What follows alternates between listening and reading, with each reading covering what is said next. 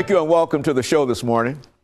The topic this morning is drug prevention, grants, and business. And we're fortunate to have with us to talk about some of the issues that are faced by the organizations that attempt to deal with drug preventions and some of the grants that they receive and some of the business that is generally associated with trying to make sure that these grants are honored.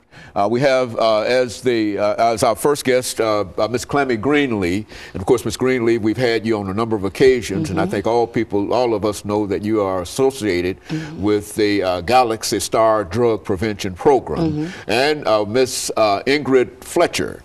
Ms. Fletcher is also a member of an organization dealing with drug preventions, but I think your organization, Ms. Fletcher, is called Sisters of the Soul. Right. And we'll have the two of you to talk about both those organizations this morning. As a matter of fact, Ms. CGreenlee, why not let us start off with you by having us to give you to give us some information about your background, some of the things that you've been involved in, and then, of course, Ms. Fletcher can give us some information about not only her own background, but some information about Sisters of the Soul, of the Soul, is that right? And of course, then we'll get into other topics. Okay, well, first of all, let me thank God for allowing me to be here once again, and thank you for your support.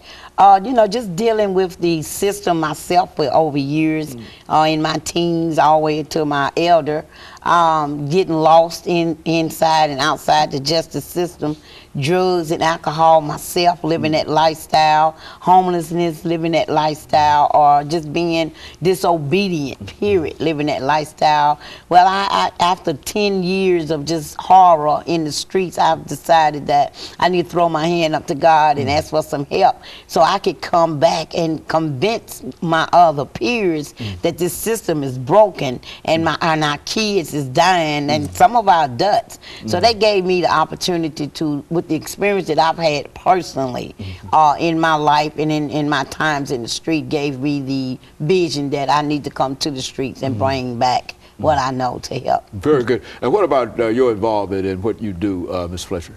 Well, with Sisters of the Soul, my organization is actually focused on empowering women and empowering women to impact areas of family, the youth, and the community.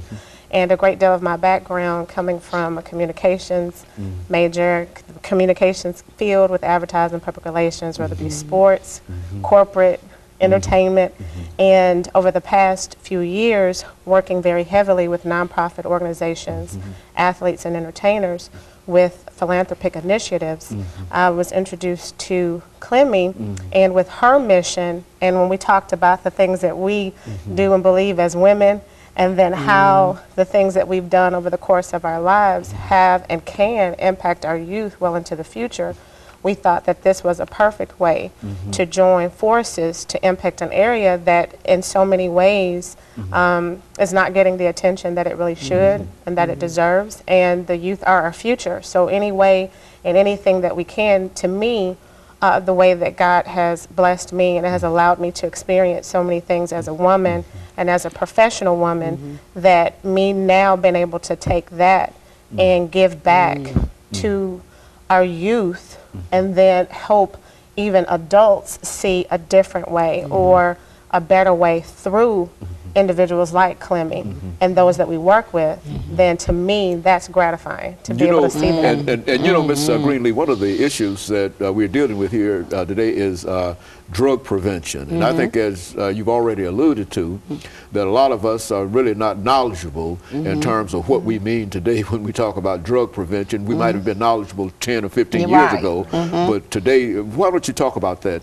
Well, what I really want to bring to attention is that, they talking about all this violence that we're having and the behavior we're having with the kids. Well, a lot of people has got a little relaxed about these kids' new drug, and they new drug is this X pill and this strawberry candy. And I never heard those terms before. Yeah, I know, and people don't want to talk about it. The pill itself is a violent pill, and I got this information from a family member myself. So everybody know I don't never talk about nothing until I hit home and do my research.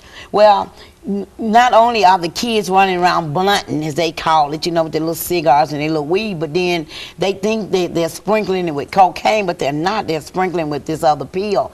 And it makes them violent. And the strawberry is made like a little piece of strawberry candy. It was on the internet for about 3 weeks, and that's it. That's all they talked about it for about 3 weeks. Well, I had asked the radio station to let me come on and talk about it and bring a clinical doctor to really tell the real terms of this medicine. Now, by me being out in the streets and in the hood, you know, with the kids, that's why I see it and I know it a lot. And then some of the people's in my meetings.